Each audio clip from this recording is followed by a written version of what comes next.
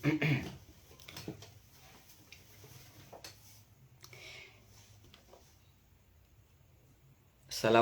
warahmatullahi wabarakatuh. Ila hadratin Nabi Mustafa Muhammadin sallallahu alaihi wasallam wa ala alihi wa zawjihi wa dzurriyyatihi wa li baiti ajmain. Sama khususan la syai'a Muhammad jani rasulullah wa farin sama ila ma'ad. Al-Fatihah. A'udzu billahi minasy syaithanir rajim. Bismillahirrahmanirrahim. Alhamdulillahi rabbil alamin arrahmanir rahim maliki yaumiddin. Iyyaka na'budu wa iyyaka nasta'in ihdinas siratal mustaqim siratal ladzina an'amta 'alaihim ghairil maghdubi 'alaihim waladdallin amin. Allahumma lakal hamdu kama tuhibbu wa tarda hamdan tayyiban kama yanbaghi li jalali wajhikal karim wa 'azimi sultanik. Allahumma shalli 'ala sayyidina Muhammadin al-fatihi lima ughliq wal khatimi lima sabaq nasirul haqqi bil haqq wal hadi ila siratikal mustaqim wa 'ala alihi haqqa qadrihi wa miqdaril 'azim. Wardallahumma an masyayikhina al-kiram wa an kulli man 'allamana harfan fi babillah wa anna wa ankum wa an kulli waqifin fi babillahi bihaqqin wa sidqin min kulli madhhabin wa tariqin. Allahumma inna qad kharajna min hawlina wa quwwatina ila hawlika wa quwwatik wa min ilmina ila ilmik wa min iradatina ila iradatik. Fa'udzu bika an aqula zura aw akhfa fujura aw akuna bika maghrura thumma amma ba'd. Selamat malam teman-teman semua. Alhamdulillah malam hari ini kita diberi kesempatan oleh Allah Subhanahu wa taala untuk bersama-sama mengaji, untuk bersama-sama membina batin ya, membina hati dan akal kita semua dengan mengaji kitab Ihya Ulumuddin yang pembahasannya masih seputar etika atau adab orang dalam mencari ilmu. Ini memang cocok untuk para pelajar ya, tetapi ketika kita meyakini bahwa kita akan selalu menjadi seorang pelajar, selalu menjadi seorang santri seumur hidup, maka pembahasan ini akan selalu relevan ya, pembahasan yang kita bahas malam hari ini. Dan semoga Allah melalui ngaji ini memberikan keberkahan kepada kita semua ya, dilancarkan urusan rizkinya, dilancarkan umurnya, dilancarkan silaturahimnya. Amin amin ya rabbal alamin pada kita semua, khususnya yang ikut ngaji sekarang. Baik, kemarin kita sudah membahas bahwa orang-orang yang ilmunya bertambah tapi tidak bertambah kedekatan kepada Allah, orang-orang yang ilmunya tinggi, ilmunya sundul langit, titelnya tinggi tetapi ilmunya tidak mencerminkan akhlaknya, itu berarti mereka tidak mendapatkan ilmu yang sebenarnya, alias selama ini yang mereka dapatkan hanya sekedar lafaz dan ucapan saja. Kata Imam Ghazali, hadisun talaqqufuhu, lafaz dan ingatan ya, hafalan lafaz saja tetapi tidak sampai ke hati, tetapi tidak meresap ke perilaku gitu. Hari ini kita melanjutkan masih membahas orang-orang yang oleh Imam Ghazali disebut tidak memperoleh ilmu yang hakiki. Maka beliau melanjutkan ini di halaman 186 ya, 186 jilid pertama. Fa in qulta, maka jika engkau bertanya atau engkau memberikan tanggapan. Ini sesungguhnya aku melihat jama'atan, beberapa kelompok, minal fuqaha, dari orang-orang ahli fikih, al-muhaqqiqin, yang mereka sudah pada level tinggi, orang yang sudah mengerti banyak soal fikih. Katakanlah levelnya dia seorang faqih ya, seorang faqih yang paham ilmu fikih gitu. Jadi yang menanggapi ini ya, sebenarnya yang menanggapi ini sebenarnya juga kegelisahan Imam Ghazali sendiri. Jadi yang membuat, bukan berarti ini maksudnya ada orang yang bertanya dulu saat Imam Ghazali menuliskan kitab ini, tidak, tapi ini memang kegelisahan Imam Ghazali beliau tulis dengan orang lain, seolah-olah orang lain bertanya. Barrazu fil furu'i wal usul. Ahli fikih itu sudah sangat-sangat menguasai ilmu-ilmu furu' dan ilmu-ilmu usul dalam fikih ya. Berarti furu' itu ya fikih sebagai produk, usul itu berarti ya usul fikih ya. Mereka selain seorang faqih juga seorang usuli katakanlah. Bahkan wa'uddu dan mereka orang-orang jamaah tadi dianggap min jumlatil fuhul, termasuk ulama-ulama yang cemerlang di dalam ilmu fikih dan usul fikih. Nah, tetapi wa akhlaquhum, sedangkan akhlak mereka damimatun, buruk. Lam yatatahharu, mereka tidak menyucikan dirinya minha, dari akhlak-akhlak yang damimah. Jadi kemungkinan besar kenapa pertanyaan demikian muncul, ini menunjukkan ahli agama yang tidak mencerminkan akhlak yang baik di masa Imam Ghazali itu sudah ada. Jadi di masa lalu itu banyak orang-orang, mereka mendaulat dirinya sebagai agamawan, ahli agama, bisa mengeluarkan fatwa, tapi perilaku mereka tidak mencerminkan akhlak mereka damimah disebutnya di sini. Bisa jadi kalau melihat konteksnya ahli fikih, mereka suka berdebat dalam arti yang negatif, di mana mereka saling merasa benar dan menjatuhkan pendapat yang lain sampai pada level kebencian, sampai pada level mungkin ad hominem ya, istilahnya ad hominem itu menjatuhkan personalnya atau menjatuhkan. Jadi kalau kritik berbeda pendapat tapi pada level hanya pemikiran saja yang dikritik, itu malah bagus. Tapi kalau yang dijatuhkan adalah personalnya, nah itu kan pada akhirnya akan melahirkan perpecahan.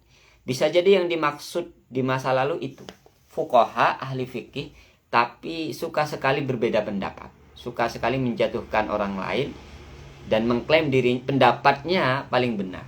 Sebagaimana kita mungkin melihat cuplikan-cuplikan di perdebatan menjelang pemilihan presiden ya di TV One. Nah, itu kan tidak objektif rata-rata. Mereka menjatuhkan person rata-rata. Sosoknya yang dijatuhkan. Nah, itu termasuk akhlak damimah.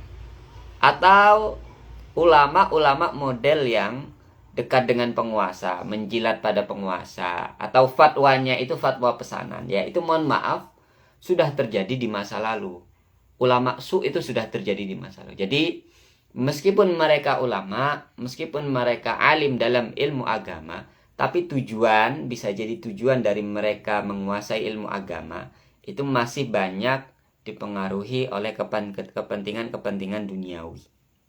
Nah, bagaimana kalau kondisinya adalah seperti itu, fenomenanya adalah seperti itu? Nah, maka jawaban Imam Ghazali, fayuqalu, maka dijawab, idza arafta maratibal ulum, jika engkau tahu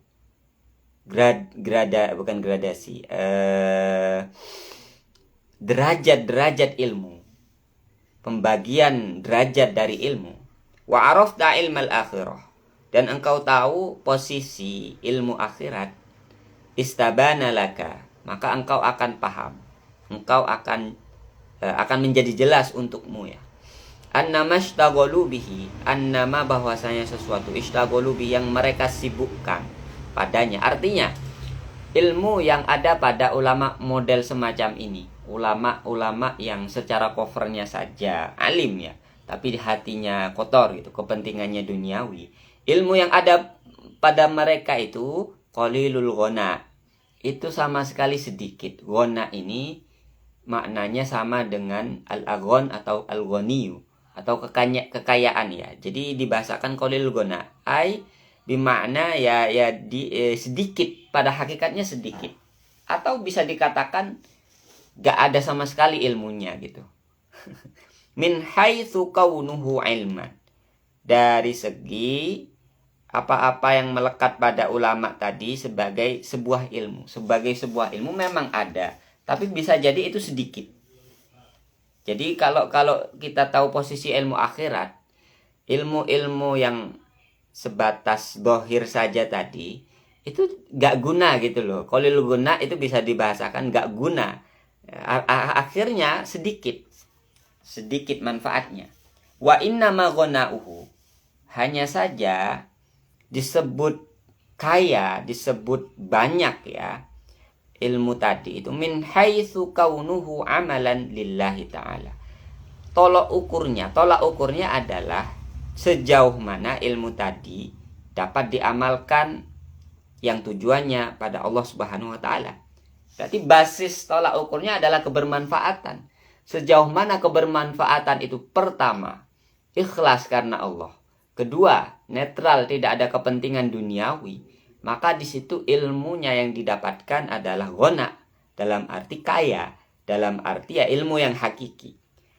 Sebaliknya, sebanyak apapun ilmu yang dia hafal, dia kuasai, dia dalami, tetapi ternyata setelah ditelisik tujuannya adalah kepentingan-kepentingan yang selain ikhlas karena Allah, maka ya itu akhirnya qalilul ghana atau ya gak guna gitu. Mungkin bahasa saya adalah gak guna. Idza qusida bihi, jika dimaksudkan pada ilmu tadi atau qarrubu ilallahi ta'ala, untuk mendekatkan diri kepada Allah Ta'ala. Jadi basis tolak ukur banyak tidaknya ilmu, alim tidaknya seseorang, itu sejauh mana ilmu tadi mendekatkan diri kepada Allah. Lagi-lagi sama pada yang kita bahas kemarin. Ilmu hakiki itu ilmu yang membuat kita tenang, katakanlah. Kalau orang mungkin agak kurang enak dengan bahasa mendekatkan diri pada Allah karena so agamis ya, atau karena gimana gitu bahasanya, mungkin bisa saya sederhanakan ilmu yang mendatangkan ketentraman, ilmu yang mendatangkan kenyamanan, kesadaran yang lebih baik pada diri kita. Nah, kalau kita pikir-pikir lagi, seluruh ketaatan itu yang ada pada agama, seluruh ibadah yang diperintah oleh agama, itu kan bukan kembali pada tujuan Allah, dalam arti Allah membutuhkan seambrek ibadah tadi. Bukan berarti Allah itu membutuhkan apa-apa yang Allah perintahkan seperti sholat, puasa, haji, dan sebagainya. Semua pada diri kita. Kalau isi dalam agama hadir itu untuk diri kita. Allah tidak berkepentingan apapun dari agama. Sehingga sama kaitannya dengan ilmi, makna ilmu yang membuat kita dekat dengan Allah itu balik manfaatnya kepada diri kita, yaitu kita mendapatkan ketenangan, bukan malah kegelisahan. Maka berapa banyak ilmuwan yang ketika mereka bertambah ilmu, mereka bukan malah tenang, tapi malah tampak gelisah. Ya, sebagaimana yang Imam Ghazali rasakan dulu sebelum beliau beralih ke Ihya, beralih menulis Ihya, yaitu ilmu yang beliau dapatkan itu bukan malah memberikan ketenangan, malah memberikan kegelisahan. Ya, itu pasti ya. Jadi sama halnya ketika kita melakukan maksiat, itu kan akan memberikan meskipun kepuasan pada hawa nafsu, tapi akan memberikan kegelisahan, ketidaktentraman pada hati gitu. Ya, akan menjadi noda pada hati. Begitu juga ilmu yang dibarengi oleh kemaksiatan, termasuk kemaksiatan sosial, itu akan memberikan celah, memberikan noda pada ilmu sendiri sehingga dia cahayanya meredup. Waqad sabaqa ila hadza, dan telah lalu pada pembahasan isyaratun, apa isyarat ya, pembahasan. Wa sayatika, dan akan datang padamu fihi, tentang hal itu, mazidu bayan, penjelasan lebih, wa idah, dan sama ya penjelasan insyaallah. Ya, jadi ini masih berkaitan dengan pembahasan kemarin pada kasus seseorang yang belajar atau bahkan di posisi alim tapi masih melakukan kemaksiatan. Akhirnya apa? Ilmunya tidak berkah, ilmunya tidak memberikan ketenangan, ya akhirnya gak guna. Itu tugas pertama. Jadi di bab ini Imam Ghazali memberikan beberapa namanya al-wadhifah. Wadhifah itu artinya tugas. Nah, kesimpulan dari wadhifah yang pertama yang kita baca di pertemuan sebelumnya lagi, itu Imam Ghazali mengajak kita ketika proses mencari ilmu mendahulukan penyucian jiwa, penyucian hati selain penyucian badan. Penyucian hati itu dalam bentuk apa? Menyucikan dari etika-etika yang buruk dan sifat-sifat yang buruk. Alias karakter-karakter kita yang buruk itu sesegera mungkin untuk dilatih, untuk diubah gitu. Meskipun watak itu prosesnya lama ya. Nah, itu maka ketika batin kita sudah siap, ilmu tadi akan masuk secara bersih juga ya, secara bersih, secara suci, bercahaya katakanlah. Nah, kita lanjutkan pada anjuran Imam Ghazali yang kedua, al-wadifah ats-tsaniyah. Anjuran yang kedua, murid itu ayyuqallila, atau pelajar atau santri itu ayyuqallila alaiqahu, hendaknya mempersedikit relasi dia, hubungan dia, keterikatan dia min asgholid dunya, dari kesibukan-kesibukan duniawi. Wa yab'uda, dan dia menjauh anil ahli, dari keluarga, bahkan wal waton, dan tanah air dan negaranya sendiri. Menarik ini ya, coba kita simak lebih lanjut. Kenapa alasannya, kenapa kok kita harus menjauh dari kesibukan-kesibukan atau keterikatan duniawi itu? Fa innal alaiqa, karena relasi atau keterikatan tadi, atau hal-hal, kalau saya sederhanakan, hal-hal yang membuat kita tidak fokus, syagilatun, itu akan memalingkan, sama wasorifah, dan memalingkan kita dari fokus mempelajari ilmu. Wa ma ja'alallahu, dan Allah tidak akan menjadikan lirojulin, pada satu orang, min qalbaini, menjadikan apa? Dua hati, fi jaufihi, dalam rongga badannya. Wa mahma tawazza'atil fikrah, sekalipun pikiran itu bisa bercabang, kita dalam satu waktu bisa membaca 10 buku secara bersamaan. Itu kan bisa. Dalam satu waktu kita bisa mengikuti berbagai kelas pelajaran atau belajar banyak ilmu. Itu kan bisa. Pikiran memang bisa bercabang. Tapi kelemahannya apa? Qasurat, dia akan lemah, lemah, berkurang. Andarkil haqaiq, untuk memahami hakikat-hakikat.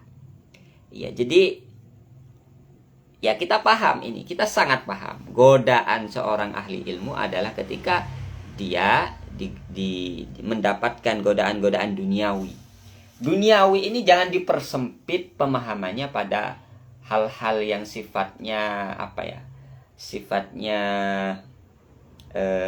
non agama ya, non agama. Duniawi itu bukan hal selain agama. Bahkan banyak hal-hal yang secara dohir duniawi, tapi dia karena niat yang baik, dia bisa menjadi bagian dari agama. Ya, yang dimaksud alaik ad-dunyawiyah atau ashghal ad-dunyawiyah ini bisa jadi kalau kita kontekstualisasikan hari ini, kalau generasi Z itu adalah ya bermain game, pacaran, apalagi ya itu jelas-jelas maksiat ya. Kemudian kesibukan yang sifatnya tidak bermanfaat, nongkrong tapi tidak diskusi, nongkrong tapi bukan untuk belajar, nongkrong di kafe sampai tengah malam lah katakanlah.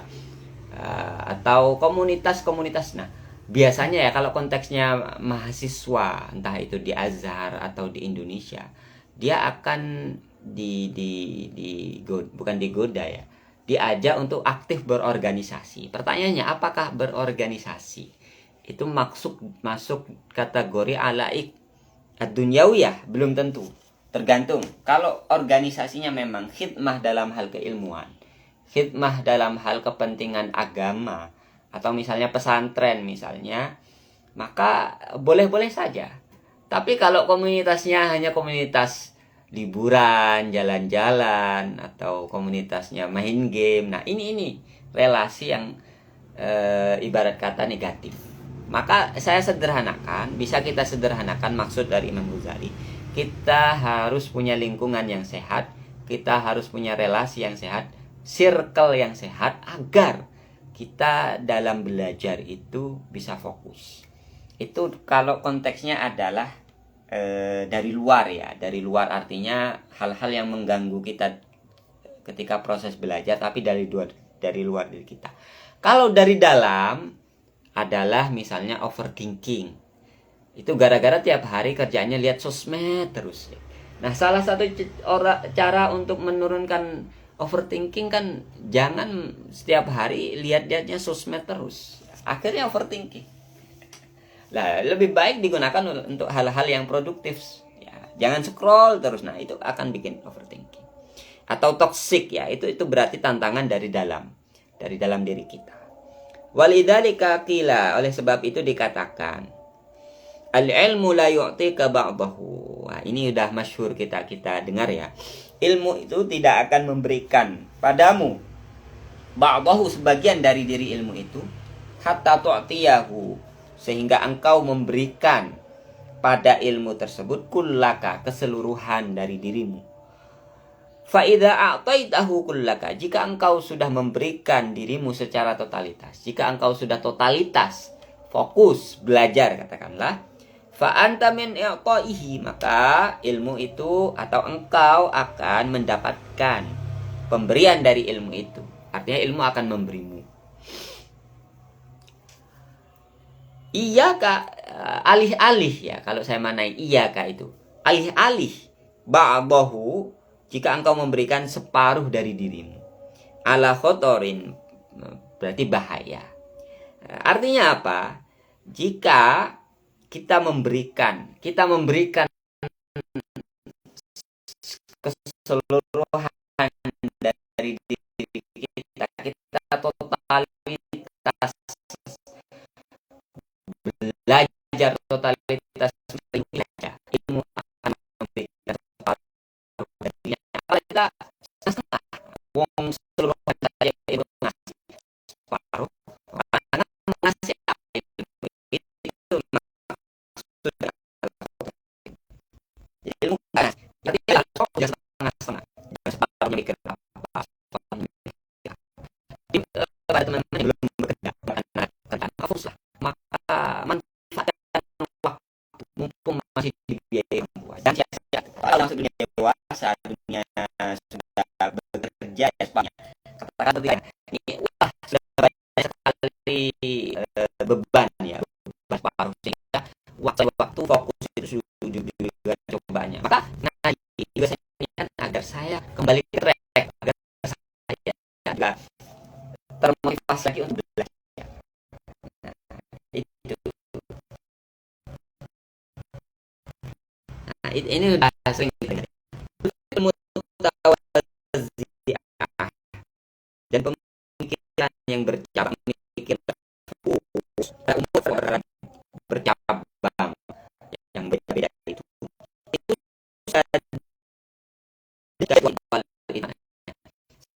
salah satunya seperti anak sungai, ibarat kata seperti anak sungai. Tafarroqahu, yang akhirnya terjadikan alam itu, tapi airnya itu tidak menyatu, air itu berpisah, air itu berpisah. Fana fasyatil ardu, maka anak itu akan pertama meresap aliran air kecil tadi. Ba'dahu, sebagian dari tanah akan meresap bagian dari wakabal hawa ba'dahu, juga budaya salju yang meresap, ya, ada proses meresap air di sebagian dari sungai yang pecah belah, sehingga apa yang terjadi, fala yabqa minhu, maka tidak tersisa darinya ma yajtami'u, apa atau air yang bisa terkumpul, wa yablughu, dan mencapai al musdaqah, tempat sawah atau tempat perairan sawah. Jadi kita bayangkan kalau orang mau ngali sawah pakai aliran air kecil, pakai aliran air kecil dari arus utama, dia bercabang, apa yang terjadi? Aliran air itu juga akan sampai ke area sawah yang ini air. Itu juga orang yang fokus bercabang,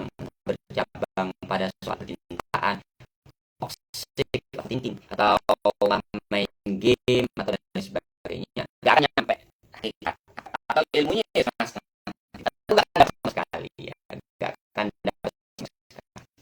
Maka ya kita harus totalitas. Jadi totalitas itu tidak hanya dalam hal yang kita, apalagi soal ilmu. Nah, itu harus totalitas. Maka depan-depanlah kita pada hal ilmu. Orang kalau nggak cinta pada ilmu itu ya pasti setengah-setengah. Dia belajar secara terpaksa. Kalau di awal dia sudah cinta pada ilmu, wah, pasti akan totalitas. Nah, itu perintah yang kedua. Ya, sederhana ya. Perintah kedua Imam Ghazali ketika kita belajar, saya katakan ini bukan hanya belajar agama, saya rasa belajar apapun, belajar bahasa Inggris, belajar bahasa Mandarin, belajar ekonomi, belajar usul. Coba kalau setengah-setengah, pikiran tercapai. Nah, itu bisa berlaku ya. Berarti anjuran Imam Ghazali yang kedua ini berlaku ketika kita belajar. Nah, anjuran yang ketiga ini juga penting. Berarti Pak Arita, anjuran yang ketiga, tugas seorang santri, seorang murid, seorang pelajar yang ketiga, Allah yatakabbaru 'alal 'ilm, jangan merasa sombong padamu, la yata'ammaru 'alal 'ilm, dan dia tidak boleh memerintah, menggurui, memerintah yang rasa lebih tinggi pada gurunya, meskipun gurunya adalah orang yang sebaya dirinya, bahkan muridnya. Jangan sampai ini menarik. Nah, pertama, jadi sombong pada ilmu itu maksudnya orang sombong pada ilmu adalah kasus dari orang yang tahu. Orang yang sok tahu akan belajar tapi tidak membawa gelas kosong. Dia pasti membawa asumsi atau pemahaman yang berbeda terkait ilmu itu sendiri. Akhirnya apa? Dia tidak dapat apa-apa ketika belajar. Yang dia bawa hanya pemahamannya. Sama seperti misalnya orang yang sudah kecil terdoktrin teroris yang sudah terdoktrin bertahun-tahun soal bahwa misalnya kebenaran hanya pada dirinya. Dia mau ikut majelis apapun di tempat lain, nggak akan masuk. Nah, maka aturan pola dengan dengan apa namanya, akhirnya ada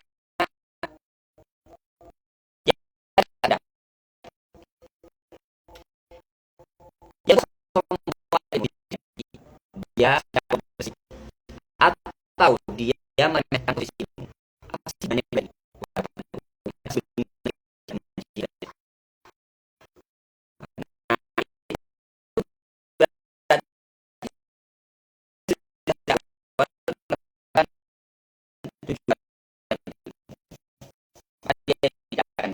nah, itu berarti sombong pada ilmu. Maka jadi Imam Amri kendali menyerahkan jangan sosok ikut. Nah, itu kecuali tahu dia fikul asin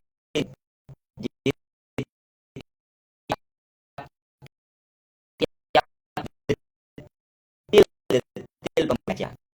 Jangan sosok ngatur belajar atau sosok ngatur saat belajar. Kedua,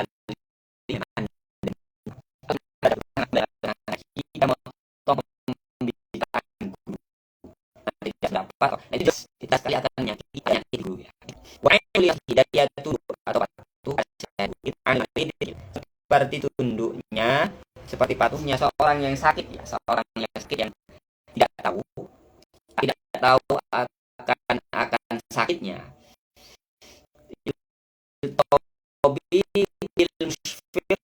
Musfir hati pada dokter cerdas dan juga kasih sayang. Yang dan posisi murid itu sama seperti orang yang sakit.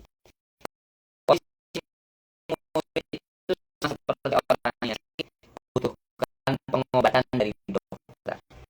Sehingga dia harus patuh sama saya. Soalnya ini obatnya cocok, yang lebih tahu dokternya bukan. Nah, itu biasanya godaan orang yang sudah pintar ya. Orang-orang atau orang yang sudah misalnya punya latar ketika belajar dia makan banyak karena ini gitu. Dia ada murid-murid itu satu etika yang salah yang perlu dijauhi. Wayang bagi dan seyogyanya ayat tawad hanya tawadu siapa murid di mu'alimihi pada gurunya dan yang meminta pahala wasyarotaan dengan apa? Dengan berkhidmati dan berguna khidmat. Jadi selain khidmat itu alim disebutnya hurmah. Sehingga dikatakan ma wasolaman wasolah illa duhurmah wa saqatu illa jika kita lihat seseorang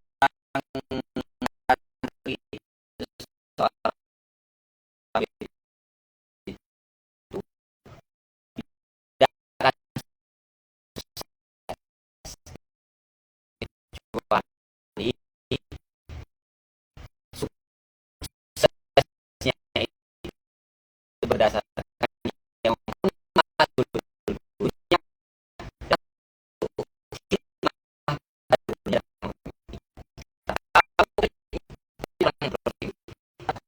itu dia itu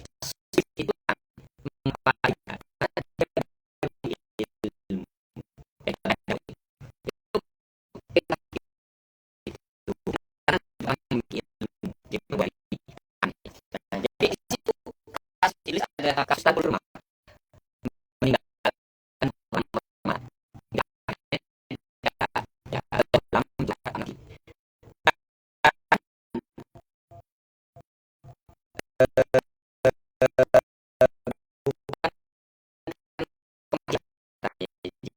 jadi beda tipis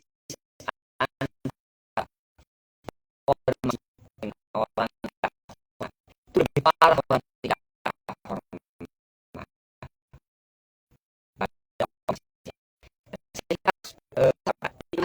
dalam dalam ada satu sahabat yang itu tapi di sana kenapa sahabat itu dia ahli masyarakat. Jadi itu kan menghalangi seseorang cinta dan menghormati pada ibunya. Sebaliknya bisa jadi orang yang taat atau orang yang sudah alim ya, tapi gagal dia gara-gara tidak hormati guna alias sombong pada guna. Maka hati-hati, kita perlu hati-hati. Kalau Syabi ini ada satu kisah ada ini kayaknya sama. Kalau Syabi bercerita dari sini sholat Zaid benar dengan tidak sholat ada jinazatin pada satu jenazah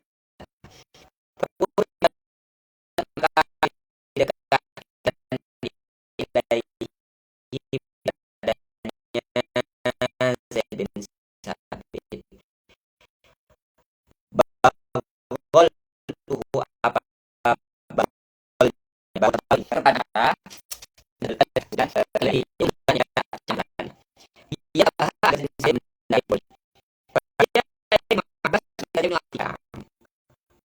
Fakoda bikabi maka Ibnu Abbas menarik tali kang talinya Ibnu Abbas narik untuk dikasih pada Zaid bin Sabit. Maka Zaid bin Sabit karena tahu yang narik Ibnu Abbas dia berkata, Quran ya Ibnu Ammi Rasulillah.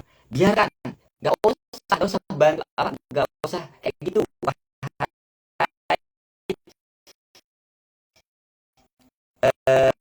Anak dari paman Rasulullah wahai anak dari paman Rasul. Jadi Zaid bin Sabit suka baik Rasulullah. Itu apa namanya? Eh, ibadah bantu naikin tali bahunya. Jadi sungkan Zaid bin Sabit. Gak usah itu wahai Abbas. Pokoknya Abbas berkata lagi orang yang sepuh.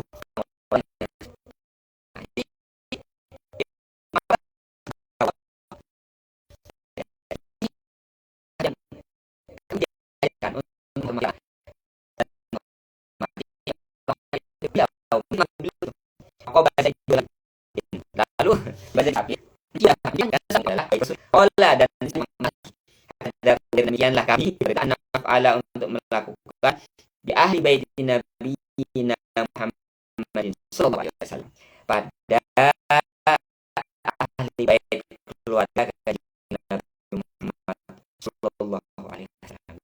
Kisah ini kisah orang-orang alim sahabat-sahabat dan sahabat ini adalah sosok namanya memberikan titik pada Quran yang disebut kutan sekretarisnya Nabi ya ya sekretarisnya Nabi Ibnu Abbas juga sahabat yang tak kalah alim ya. Beliau adalah ahli tafsir dan nahwu yang rujukannya selalu pada tafsir dan beliau Ibnu Abbas. Mereka saling menghormati Ibnu Abbas menghormati karena sepuh alim sementara mencium tangan Ibnu Abbas karena beliau adalah yang masya Allah.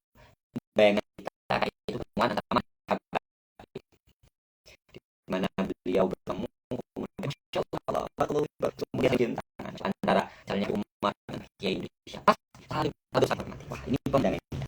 Wa qala sallallahu alaihi wasallam, nah ini nyambungnya dan dari Nabi Muhammad sallallahu alaihi wasallam bersabda laisa min akhlaqil mu'minah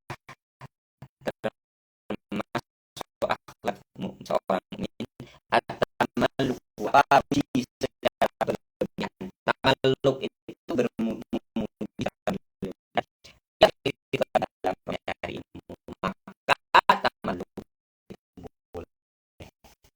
Tamalluk ini mujamalah termasuknya pada kasus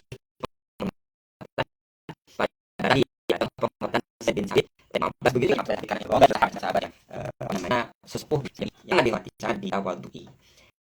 Nah, jadi inilah inspirasi contoh dari para sahabat yang menjadi teladan bagi kita dan sudah dilakukan oleh para ulama-ulama kita ketika mereka saling bertemu masya Allah hanya luar biasa. Apabila kemarin seperti Muhammad bin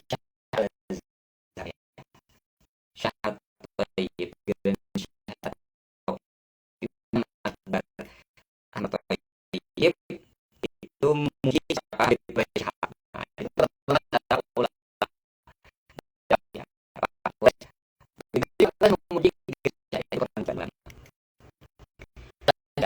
fala yang bagi maka ya bagi cari ilmu ayat baru ilmu sombong pada guru termasuk minta kaburihi termasuk pada guru itu komintu jalan ini termasuk sombong pada guru termasuk sikap atau sombong pada guru hendaknya dia ya sombong ya atau enggak atau gengsi ini gengsi minta istighfar untuk cari ilmu untuk mengambil jadi gengsi istighfar pada seorang guru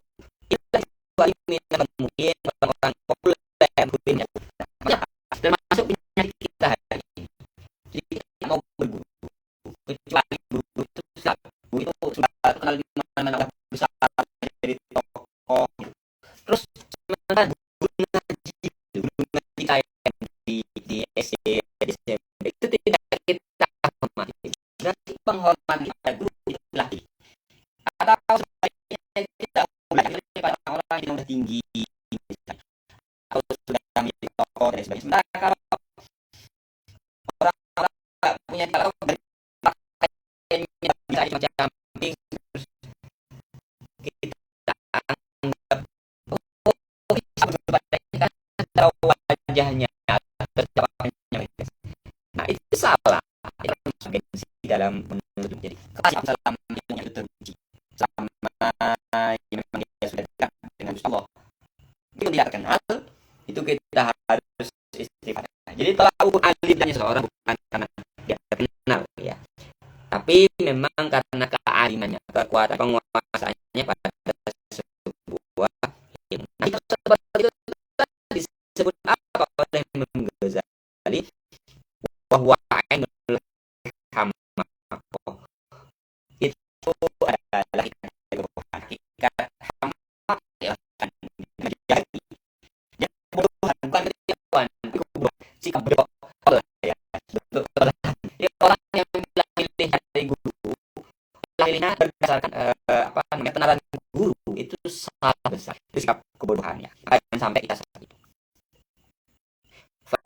Innal ilma karena sesungguhnya ilmu sababun najah ialah sebab dari keselamatan dan kebahagiaan. Wajat rubah mahkana yang menarik analogi bahwa kita cari guru itu jangan berdasarkan dia populer atau tidak, tapi berdasarkan ilmunya. Ini ada analoginya. Orang yang cari jadwal min sabu'ain ketika dia mendapati seorang mendapati dihadapi oleh serigala yang buas ya, dolim yang membahayakan ya dari suhu yang kamnya. Jadi dibayangkan orang yang di atas yang keluar agar dari serigala itu yang yufarrik, dia tidak bisa membedakan baina yarshudahu antara yang baina ayyurshidahu antara yang akan memberikannya jalan keluar itu ilal harobi pada jalan keluar tadi, dia tidak akan bisa membedakan atau tidak boleh membedakan orang yang memberikannya jalan keluar itu antara orang yang masyhurun, antara orang itu masyhur qomilun atau orang itu tidak masyhur, tidak terkenal orang desa dan sebagainya. Yang pasti orang yang menemui di situ yang tampil itu tidak tidak gitu. Jadi aneh ya, aneh sekali kalau seandainya butuh bantuan tapi lah pilih harus artis juga terkenal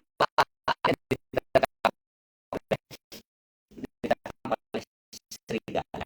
Nah itu kasusnya kalau bagaimana kalau kesan dalam hal beragama itu lebih parah. Waktu sibaina terjadilah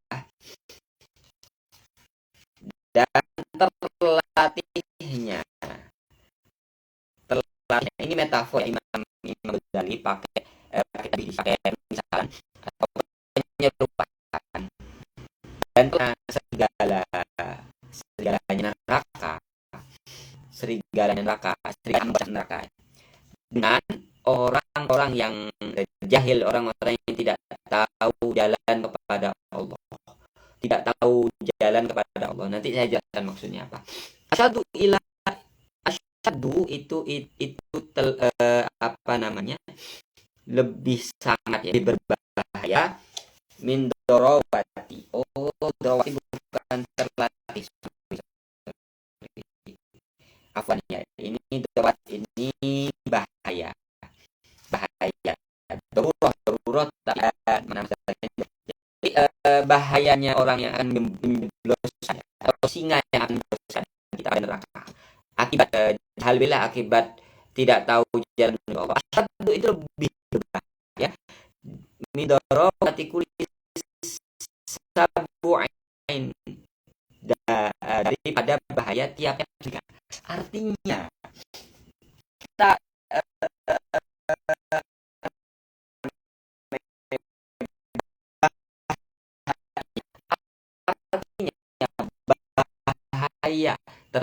bahasa dalam agama itu lebih sangat itu lebih bahaya ya, sering memasukkan kita ke neraka tadi. Itu makanya kita jangan sampai salah meminta keluar, jangan sampai salah. Maka disambung oleh fal hikmatu dhalatul mu'min. Hikmah itu kebijaksanaan atau ilmu itu barang hilangnya orang kita pasti ini juga dalil ilmu, dalil orang belajar filsafat juga dalil orang belajar ilmu. Hikmah itu kebijaksanaan, itu barang hilangnya orang mukmin yaghtanimuha, dia akan memperolehnya hikmah itu haitsu yadfaru biha, di mana dia menangkan barang atau menemukan barang hilang tersebut pertama di mana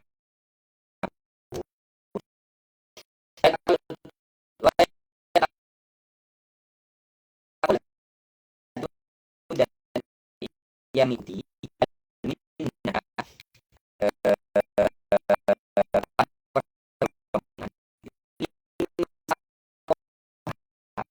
orang yang orang ada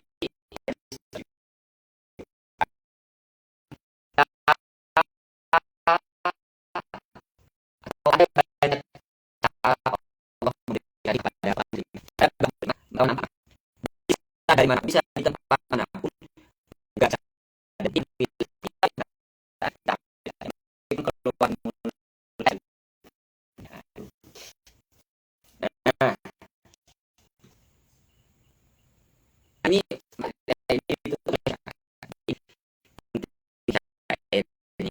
beda khilafah itu ya.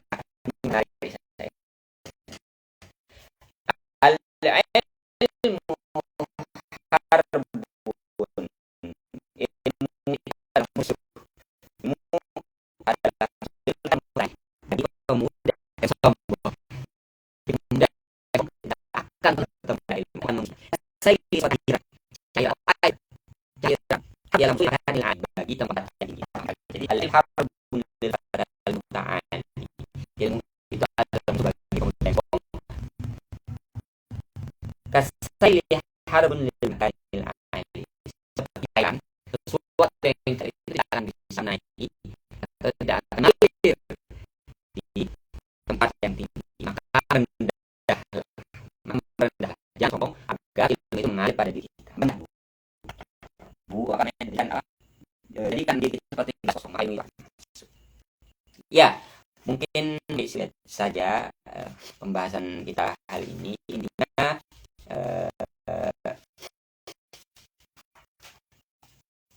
etika yang perlu diperhatikan adalah yang pertama tadi fokus tentang ilmu, jangan sampai disibukkan oleh hal-hal dunia atau hal-hal yang selain ilmu. Yang kedua, jangan sampai sombong dan merasa lebih. Maka kita harus kosong untuk belajar kepada guru, kepada siapapun itu. Nah, sampai membuat gelas sendiri atau membuat aliran air tersendiri. Oke, mungkin sampai situ saja. Sallallahu alaihi wasallam. Subhanakallahumma wa